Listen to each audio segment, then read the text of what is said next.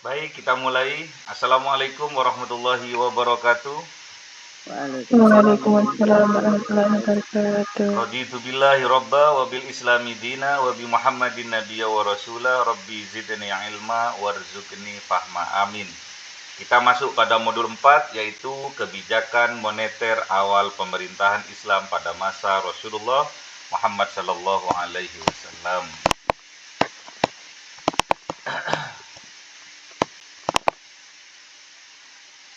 Pada pertemuan sesi keempat ini, kita akan mempelajari tentang kebijakan moneter pada awal pemerintahan Islam pada masa Rasulullah Muhammad SAW, yang meliputi diantaranya adalah hakikat uang dalam perspektif ekonomi dan fikih,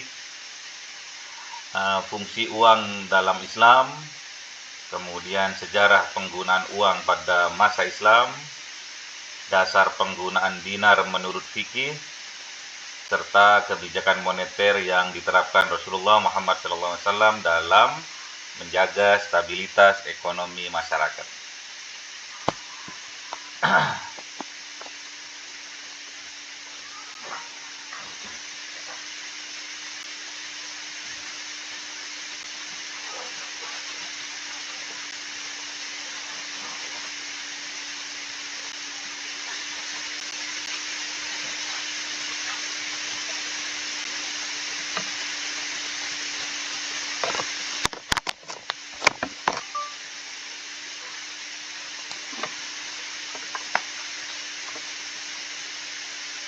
Baik.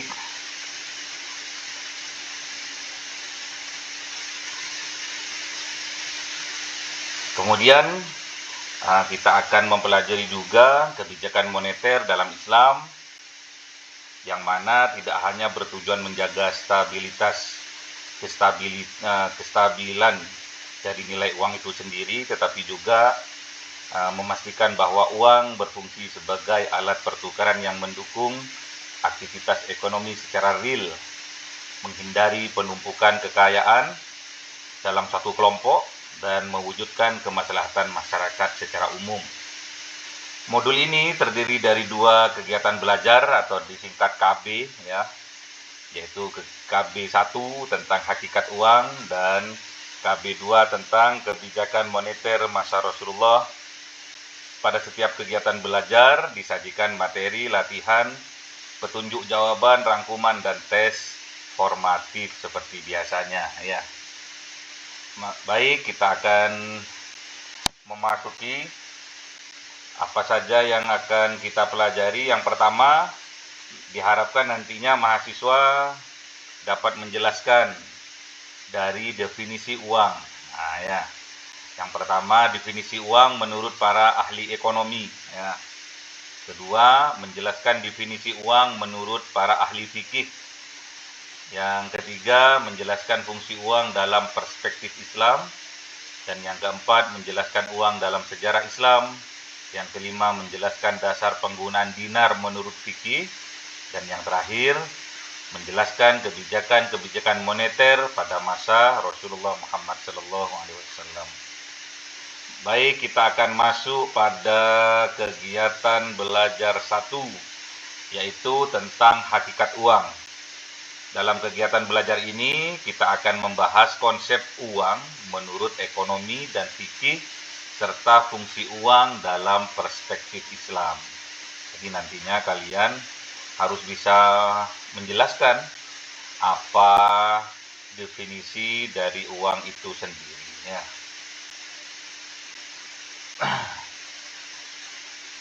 Yang pertama, poin A, definisi uang menurut para ahli ekonomi, ya.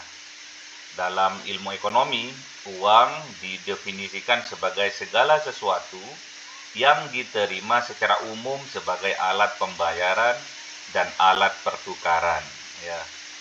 Beberapa pandangan ahli ekonomi tentang uang. 1, menurut Irving Fisher, yaitu uang adalah alat tukar yang digunakan dalam kegiatan ekonomi untuk mempermudah transaksi, ya. Ini definisi uang menurut para ahli, ya. Yang pertama, Irving Fisher, ya. Uang adalah alat tukar yang digunakan dalam kegiatan ekonomi untuk mempermudah transaksi. 2. Alfred Marshall. Uang merupakan segala sesuatu yang diterima secara umum sebagai alat pembayaran. Ya. Menurut Marshall, uang merupakan segala sesuatu yang diterima secara umum sebagai alat pembayaran. Kemudian menurut Pigaus, uang adalah segala sesuatu yang digunakan sebagai alat pembayaran dan penyimpan nilai. Ya. Menurut Pigaus, uang adalah segala sesuatu yang digunakan sebagai alat pembayaran dan penyimpan nilai. Nah, nilai dari suatu barang. Ya.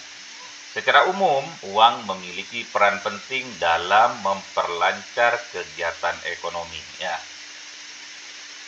Jadi itu menurut para ahli ekonom. Ya. Menurut Fisher, menurut Marshall, dan menurut Pigaus. Ya. Jadi ada 3 ahli di sini.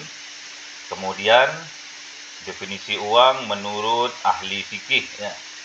Kita ambil juga 3. Dalam perspektif fikih, uang atau nuqud dipahami sebagai alat yang digunakan masyarakat untuk melakukan pertukaran dan penetapan nilai.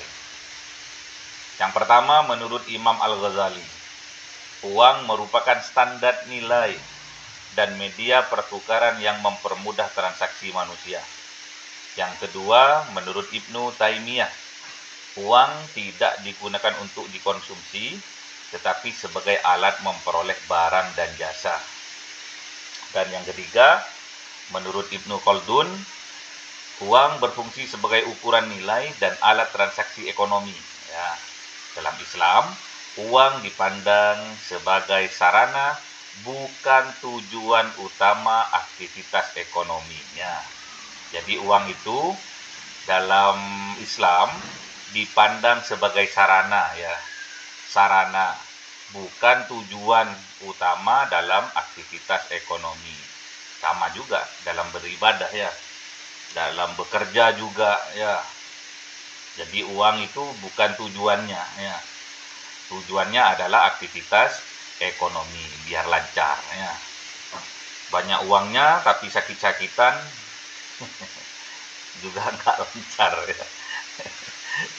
Terus juga ibadah jangan tujuannya uang, ya. Agar rezekinya lancar, terus ibadah salat duha 1000 rakaat. Dia bukan tujuan, ya. Tujuan kita adalah Allah, ya. Tujuan kita hanya mengharap ridho dari Allah, ya. Jadi lainnya adalah sarana saja, ya, wasilah saja untuk kita lebih kenal kepada Allah, lebih dekat lagi kepada Allah. Makanya yang dekat itu yang banyak uangnya. Ya. Seperti kafalul yatim, penanggung anak yatim, penyantun anak yatim itu di surga besok itu sangat dekat dengan baginda Rasul. Nah, seperti 2 jari katanya, saking dekatnya. Gimana kita mau menyantuni anak yatim kalau kita nggak punya uang? Nah, ya. Jadi uang bukan segala-galanya, ya, tapi segala-galanya butuh uang. Benar itu, Pak. Uang bukan segala-galanya. Sekali lagi, uang bukan segala-galanya, tapi segala-galanya pakai uang, ya. Makanya minta kepada Allah rezeki yang barokah, ya. Walaupun sedikit tapi cukup untuk beli apartemen, ya. Walaupun sedikit cukup beli mobil Alphard, ya. Fortuner. Barokah itu namanya, ya. Jadi harta yang barokah walaupun sedikit tapi bisa beli real estate, ya, apartemen, kebesaran itu, Pak.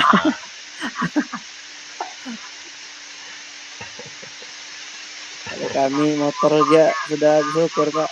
Oh gitu, ya. Sudah ada motor, apalagi mobil, ya sujud syukur langsung. Sujud syukur berkali-kali. Betul itu, Pak. Ya, Jadi uang itu bukan segala-galanya, tapi segala-galanya butuh uang. Ya. Uang. Dan bahagia itu bukan ditentukan oleh banyaknya uang, tidak. Bahagia itu ditentukan karena kebermanfaatan uang. Jadi kadang kita sebagai orang yang kayanya, kayak cerita pribadi sendiri misalkan,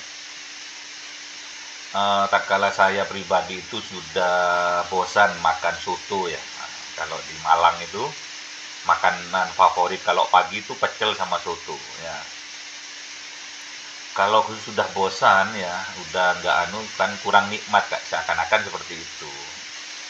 Jadi suatu saat tatkala saya datang dari menservis sepeda motor rutinan itu, ada soto di pintu gerbang mau masuk ke perumahan itu. Kemudian saya berhenti di situ. Berhenti tok, duduk tok, lihat kanan kiri. Kok orang noleh ke saya gitu.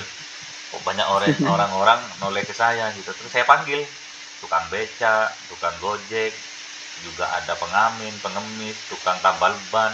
Tak panggil, ayo yuk sini saya bilang gitu. Ayo sini. Ayo soto. Kok datang semua dengan wajah yang sangat bahagia gitu kan.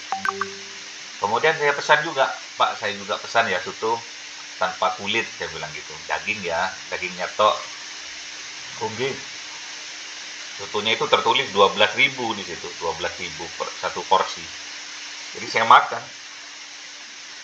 Kok melihat orang makan itu dengan lahapnya, kok saya itu ikut bahagia gitu.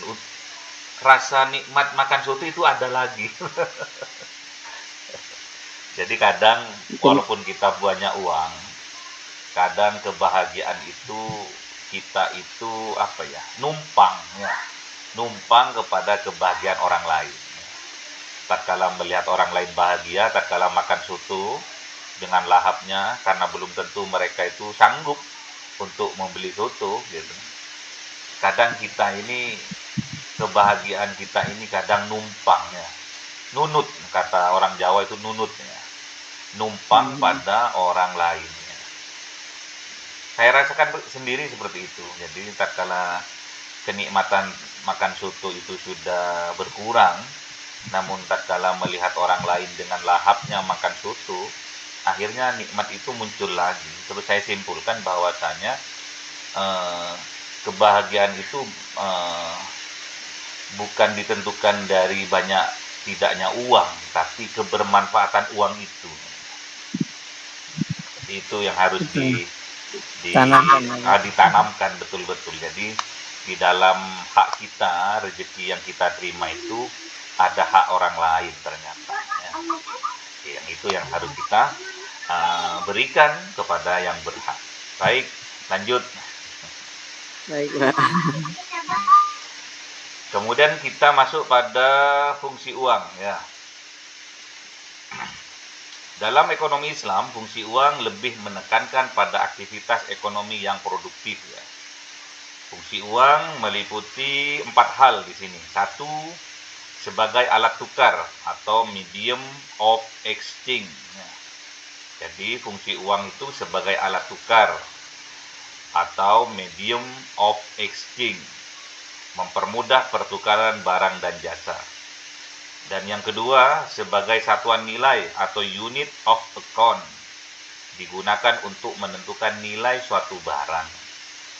3, sebagai penyimpan nilai atau store of value, digunakan untuk menjaga daya beli. Dan yang keempat, sebagai standar pembayaran tertunda, ya, mempermudah transaksi yang pembayarannya dilakukan di masa mendatang, atau kreditnya, atau cara hutangnya. Islam tidak mendorong penimbunan uang karena dapat menghambat aktivitas ekonominya. Uang itu harus berputar bagaikan air ya. Kalau air diem tok di dalam bak mandi nggak keluar, itu mudah sekali untuk dijangkiti penyakitnya, atau mudah sekali kotor. Jadi kalau air itu diam diam di wadah, tidak ada pergerakan di situ, tidak ada perputaran di situ, itu akan mudah kotor airnya. Jadi harta atau uang yang kita miliki itu bagaikan air ya. Jadi kalau harta kita atau uang kita itu bagaikan air, selalu mengalir, selalu bergerak, itu ada keberkahan di situ nantinya ya. Jadi nggak mudah kotor, bersih terus, terjaga terus ya. Oke, selanjutnya masuk kepada KB2 ya. KB2 yaitu tentang kebijakan moneter pada masa Rasulullah. Dalam kegiatan belajar ini, kita akan membahas sejarah penggunaan uang serta kebijakan moneter pada masa Rasulullah.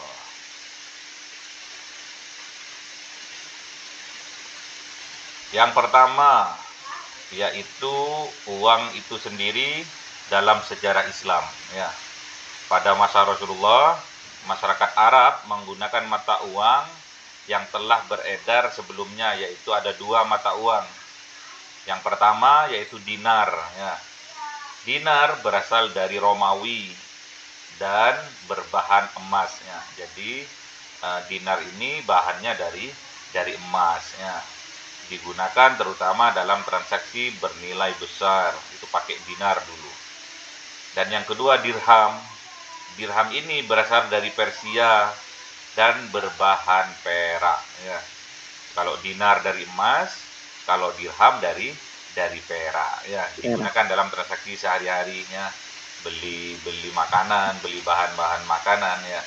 Pada masa Rasulullah belum dilakukan pencetakan mata uang Islam secara mandiri, namun penggunaannya diatur sesuai prinsip syariah. Jadi makanya kalau ingin uangnya itu tidak terjadi inflasi, disarankan oleh para pakar untuk kembali kepada emas. Jadi uangnya itu berbahan dari emas ya. Jadi kalau banyak emasnya, sekarang emas lagi booming emas sekarangnya. naiknya emas. Jadi kalau tahun 2015 saja itu emas masih harga 500-600. Sekarang udah 3 juta ya. Jadi kalau punya simpanan emas sekarang sudah naik. Kemudian yang poin B yaitu dasar penggunaan dinar menurut fikih. Penggunaan dinar memiliki dasar dalam praktek ekonomi Islam karena emas memiliki nilai intrinsik ya, nilai yang terkandung di dalamnya. Ada yang nggak suka emas, yang suka emas itu perempuan biasanya. Pasti itu Mbak Ajeng itu. Mas, mau kemana Mas? Gitu kan? Oh iya. Nanti salah ambil. Beberapa pertimbangan penggunaan dinar menurut fikih. Satu, memiliki nilai relatif stabil. Jadi kalau emas itu stabil ya. Nilai emas cenderung lebih terjaga. Jadi turun naiknya tidak terlalu ya. Terus yang kedua, diterima secara luas. Digunakan dalam perdagangan internasional pada masa itu. Jadi emas itu dipergunakan dari seluruh negara ya. Jadi kalau dulu sistem barter itu rugi kalau pakai emas ya. Emasnya 1 kilo ditukar kambing ya. Jauh ruginya. Dan yang ketiga, mengurangi risiko manipulasi nilai, mencegah penyalahgunaan kebijakan moneter. Jadi kalau emas itu enak. Kalau kalian juga hukum hutang piutang misalkan disetarakan dengan emas, bagus. Jadi misalkan ada tetangganya atau saudaranya mau berhutang berapa misalkan 120 juta misalkan, atau jangan banyak-banyak lah. Misalkan 3 juta misalkan, itu disetarakan dengan emas misalkan. Aku akadnya emas ya, 1 gramnya sekarang 3 juta. Iya, nanti aku belikan emas 1 gram. Oh iya, Boleh, boleh ya. Jadi bukan riba ya. Iya. Tak kala nilai emas tinggi, dia juga nggak harus ganti, nggak uang, nggak harus belikan emas juga. Nggak melihat uangnya, tapi nilai dari emasnya itu sendiri. Boleh diperbolehkan. Daripada berdasarkan uang yang dipinjamkan, misalkan kita memberi uang pinjaman 3 juta misalkan. Ternyata bayarnya nanti 10 tahun gitu ya. Uang 3 juta sudah sama seperti uang 1 juta misalkan, seperti itu. Jadi nilainya sudah turun ya. Jadi dulu saya itu pernah menghutangi orang misalkan 100.000 ya. 100.000 udah dapat apa dulu itu ya? Udah dapat HP mungkin dulu. Motor mungkin. Sekarang beli pulsa aja habis ya 100.000. Kurang, Pak. Ya gitu ya. Kita masuk ke poin C, yaitu kebijakan-kebijakan moneter pada masa Rasulullah. Rasulullah menerapkan kebijakan moneter yang mendukung stabilitas ekonomi dan distribusi kekayaan. Jadi kebijakan moneternya Rasulullah itu mendukung stabilitas ekonomi, biar lancar perdagangan, biar lancar, dan distribusi kekayaan. Jadi yang banyak uang agar bisa membeli di pasar ya. Jadi Rasulullah itu membuka pasar. Kemudian moneter yang pertama yaitu penawaran dan permintaan uang. Ya. Jumlah uang yang beredar mengikuti kebutuhan transaksi ekonomi. Tujuannya menghindari inflasi. Jadi nggak memproduksi sebanyak-banyaknya, tidak, disesuaikan dengan kebutuhan saja. Menghindari inflasi tujuannya. Yang kedua, tujuannya menjaga stabilitas harga. Dan yang ketiga, mendukung aktivitas ekonomi. Jadi kalau uang diproduksi terlalu banyak, nanti nilainya akan turun ya. Misal sama seperti musim-musiman misalkan. Kalau di sana musim buah apa Mas sekarang? Buah durian, Pak. Oh, durian di mana itu? Di Bangka Belitung. Oh, kok jauh banget. Dikira di Malang, tak parani. Misalkan pas Mau dipaketin juga lagi kayaknya kilonya tembus musim 50.000. durian mungkin satu buahnya mungkin 30-50 ya. Nah, kalau bahkan ada yang turun, Pak. Tuh, iya dah. 20, 20 ya 15. kalau pas lagi musim gitu. Iya. Tapi kalau pas Ini lagi nggak musim 100 ya. 100. Iya. Ya seperti itulah nilai 20. uang ya. Makanya Rasulullah itu mempunyai kebijakan tentang penawaran dan permintaan uang ini mengikuti kebutuhan saja. Jadi tidak memproduksi uang sebanyak-banyaknya.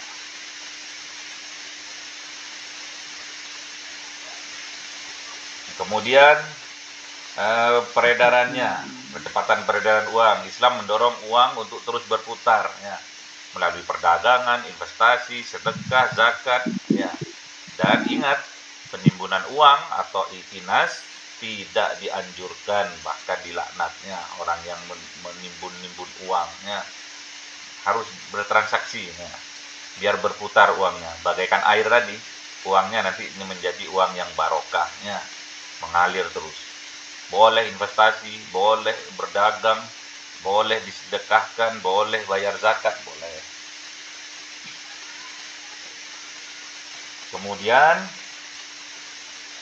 dampak atau pengaruh kebijakan fiskal terhadap nilai uang ya. Kebijakan fiskal yang sering terjadi yaitu melalui zakatnya.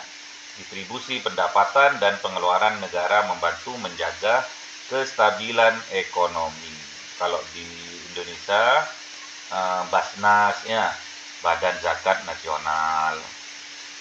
Apalagi Organisasi biasanya. Wakaf, nggak apa-apa. Wakaf. Apalagi ikut itu loh. Ikut apa? Investasi, apa namanya bahasa Arabnya?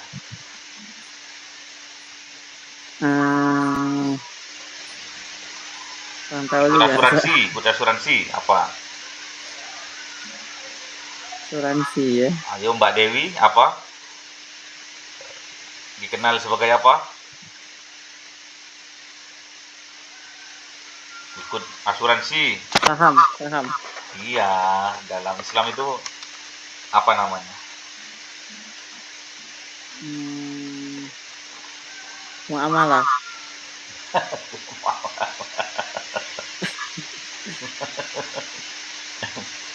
Ayo Mbak Ajeng, apa Mbak Ajeng?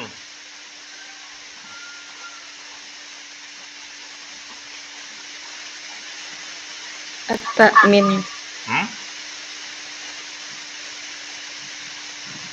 Apa? Ikut itu dulu. Asuransi jiwa, apa itu namanya? Kalau dalam Islam.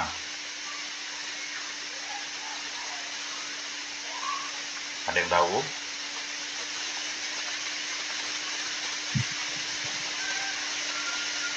Masa nggak tahu? Nggak pernah ikut ya? Nggak punya uang, nggak bisa ikut.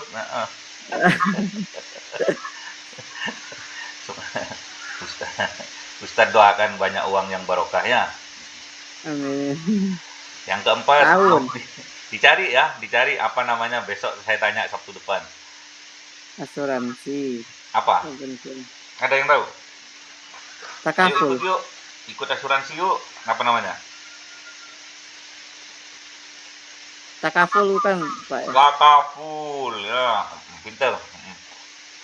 Sip. Takaful itu masuk itu juga ya Pak? Kenapa Pak?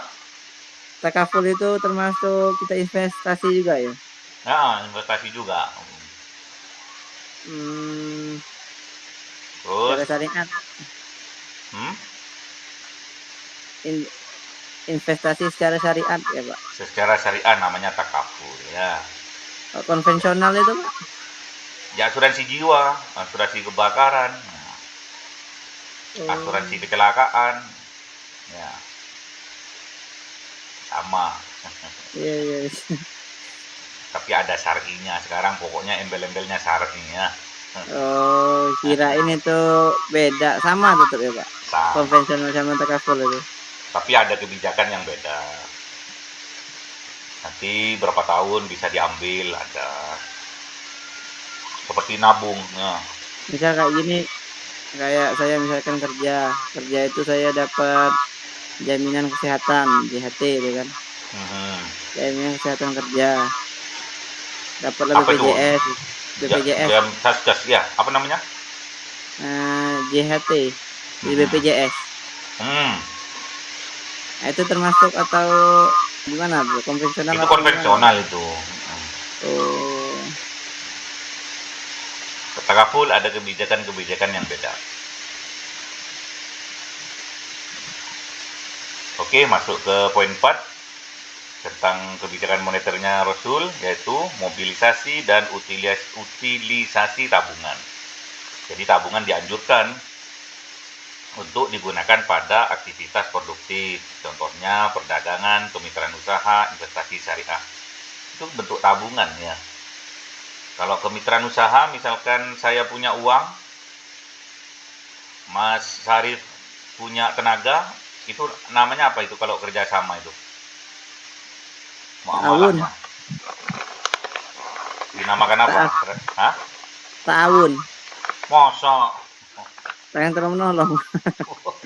Bukan. Saya punya uang nih. Iya. Anda punya keahlian. Terus kita kerjasama. Dinamakan apa itu?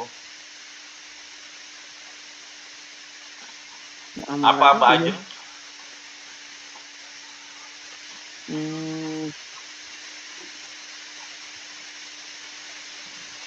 Saya nitipkan uang ke sampean, ke Anda. Untuk di apa? Tabarruk.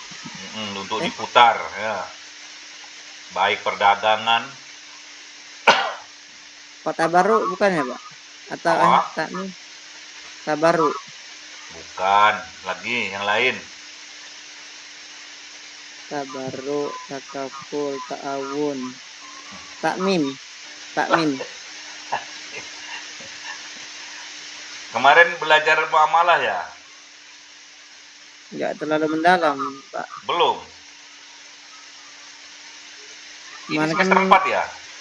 semester 4, Pak. Oh, masih semester 4 ya? Belum ya? Belum belajar muamalah sudah? Muamalah kebanyakan ini aja pelajaran ekonomi syariahnya baru ketemu di sini, Pak. Oh, masih belum ya? Masih bertahap, Ada Pak. mudharabah, ada musyarakah ya? Nah, itu mudharabah paling nggak selesai juga, Pak, di pondok kemarin, Oh, Pak. belum selesai. Belum, Pak. Siapa yang ngajar? Guru saya yang dari Palembang, Pak. Oh, di SMA atau di pondok? Di pondok. Saya kemarin kan di Oh, di pondok, Pak. pondok. Dikira di Srijan. Oke. Enggak, Pak. Kalau di Kemudian, SMA paling hmm? ekonomi, tapi ekonominya nggak mendalam saya kemarin. Kan di pondok saya itu kan ada ilmu umum sama ilmu syariat kan, pelajaran pagi dan Hmm. siang. Kalau pelajaran pagi kita ngaji kitab, kalau siang itu belajar formal, formal Oh, sama non formal. bagus itu. Biasanya kalau Mm-mm. di Pondok Ariat, Pak, Palembang, Sumatera Selatan. Palembang. Iya, termasuk ada juga yang dari Malang kemarin, santri Ariat yang ke Malang kemarin ada teman satu. Oh, dari Malang. Dia dari Palembang Oh, dari Palembang. ke Malang ya. Kuliah di Malang. Kalau nggak salah iya, dia itu di Pondok Darul Hadis, Habib Habib Abdul Qadir itu, Pak. Oh Bulfagi. ya, Darul Hadis, alun-alun Kota Heeh. Malang. Ya, Jadi, nggak tahu lagi dia ambil kuliah atau enggak itu kan. oke. Terus kebijakan moneter yang kelima yaitu pelarangan praktek bisnis ilegal ya. Sekarang banyak Hmm. illegal logging ya, illegal logging. Ini haram Menjual mutlak ini, produk Pak. tanpa cukai ya. Apa itu contohnya? Rokok ya. Rokok itu banyak sekarang beredar tanpa cukai ya. Rokok ilegal itu, Pak. Namanya rokok ilegal ya. Islam melarang praktek yang mengganggu stabilitas ekonomi seperti riba, gharar, maisir, penimbunan, dan monopoli. Kalau monopoli, yang Anda ketahui apa monopoli di Indonesia itu? Praktek Monopoli ini. monopoli di Indonesia yang Anda ketahui apa? Bank. Bank. Banyak sekarang bank swasta. Yang dikuasai negara, monopoli apa? Hmm, Ada yang tahu?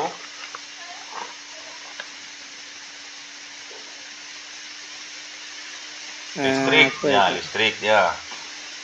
PLN, Pak ya. PLN, dulu juga Pertamina dulu, tapi sekarang Oh, sudah PDAM juga masuk berarti. PDAM juga termasuk.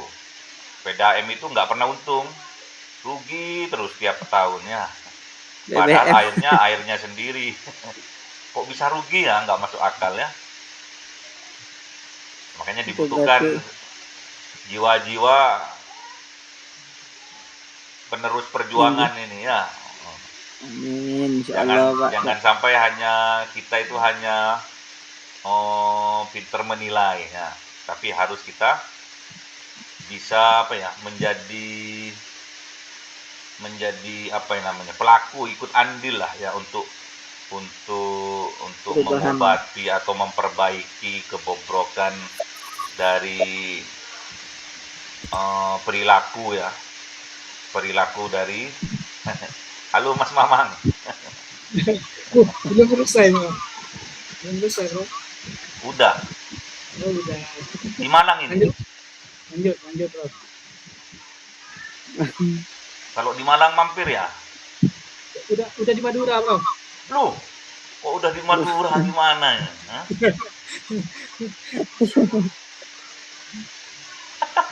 Lanjut sebentar ya. Siap, Bro. Siap. Tadi lambat masuknya. Oke. Jadi monopoli yang diampu oleh pemerintah itu ya seperti PLN ya, PDAM, terus dulu Pertamina. Kalau Pertamina sekarang sudah banyak saingannya ya. Iya. PLN ini juga sampai sekarang belum ada pesaingnya PLN ini ya. Bahannya listrik. Terus PDAM ya, PDAM kecuali ngebor sendiri ya. Di sini alhamdulillah kalau air, Pak. Air laut banyak di Bangka. Tapi walaupun PDAM itu serba gratis, tapi tetap tiap tahun itu rugi terus PDAM. Tak tahu uangnya dibuat apa. Jangan kan itu, Pak. Baik di BBM aja kita nggak ngutang. Kemudian instrumen kebijakan moneter pada masa Rasulullah antara lain adalah zakat, sedekah, distribusi harta, pengawasan pasar. Nah, itulah instrumen-instrumennya ya. Apa tujuannya? Tujuannya untuk menjaga sirkulasi dari ekonomi itu sendiri. Kemudian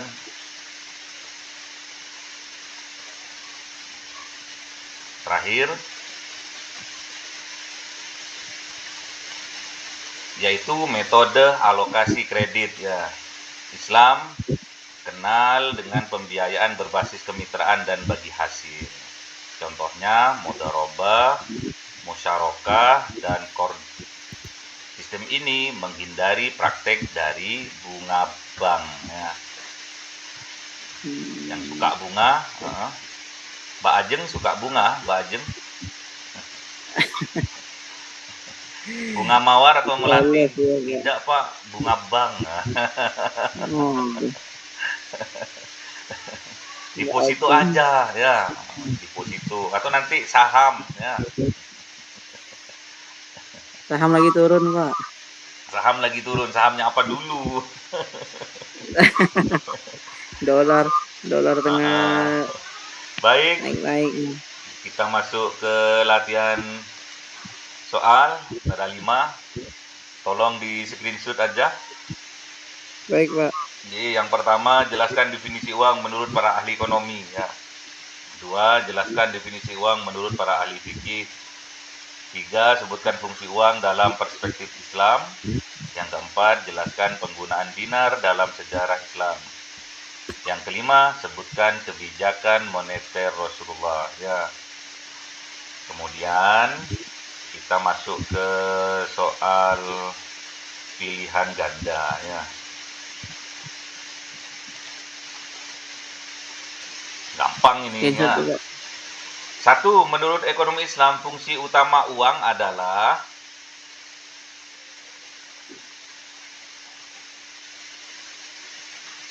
menurut ekonomi Islam fungsi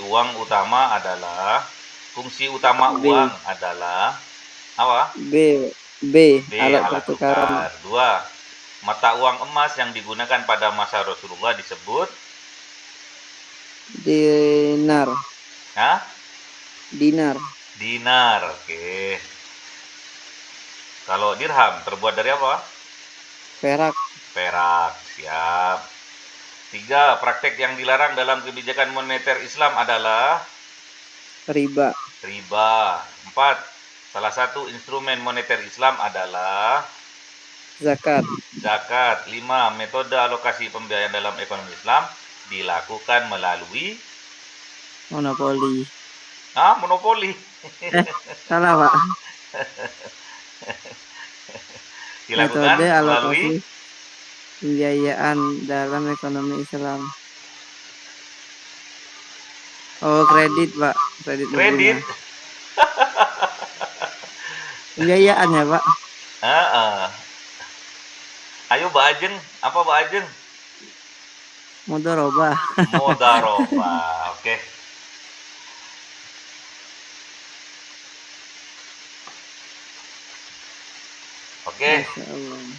Sudah selesai. Kita jumpa lagi pada modul yang ke-5, yaitu tentang perekonomian di masa Khulafaur Rasyidin ya, Sabtu depan ya. Pak, Oke, boleh semoga dikirim nggak Pak? Nanti Pak, ini Pak. Yang PPT-nya kalau boleh di-share Pak. Loh, di YouTube semua ya, di YouTube ada semua. YouTube. Baik Pak. Di YouTube ada semua. Makanya kalian kalau besok diragukan ijazahnya, langsung setelkan YouTube ya. Ini loh wajah saya dulu waktu kelas online ini. Nah, itu ya. Ya. Kelihatan semua ya. Oke, ini di YouTube semua ya. Oke, kita tutup dengan doa kafaratul majelis. Semoga pelajaran yang kita pelajari hari ini dijadikan oleh Allah ilmu yang barokah dan manfaat, yang menjadikan wasilah kesuksesan kita di masa yang akan datang. Bismillahirrahmanirrahim. Subhanakallahumma wa bihamdika asyhadu an la ilaha illa anta astaghfiruka wa atubu ilaik. Assalamualaikum warahmatullahi wabarakatuh. Waalaikumsalam warahmatullahi wabarakatuh. Tetap semangat ya. Oke Pak, makasih.